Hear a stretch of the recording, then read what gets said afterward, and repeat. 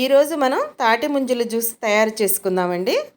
Mixie bowl తీసుకుని కొన్ని కొబ్బరి ముక్కలు, ఒలిచిన తాటి ముంజ వేసి గ్రైండ్ చేసుకుందామండి. ఒక గాజు గ్లాస్ తీసుకుని ఇంట్లో తయారు చేసుకున్న సుగంధ వాటర్ పోసుకుందామండి. గ్రైండ్ చేసుకున్న పేస్ట్ని వేసుకుందాం. ఇప్పుడు సుగంధ ఎలా తయారు చేసుకోవాలో మా ఛానల్లో ఉందండి, చూడండి.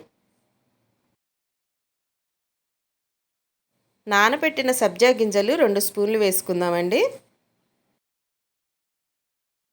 చూసారా అండి, 3 కలర్స్గా కనిపిస్తుంది. ఇప్పుడు కూలింగ్ వాటర్ పోసుకుందామండి. తాటి ముంజల కాలం వచ్చేసింది కదండి. తాటి ముంజలతో చాలా రకాల జ్యూసులు తయారు చేసుకోవచ్చండి. మండే ఎండల్లో ఇలాంటి జ్యూస్ తీసుకుంటే శరీరానికి చల్లదనాన్ని ఇస్తుందండి. తాటి ముంజల జ్యూస్ రెడీ అయిపోయిందండి.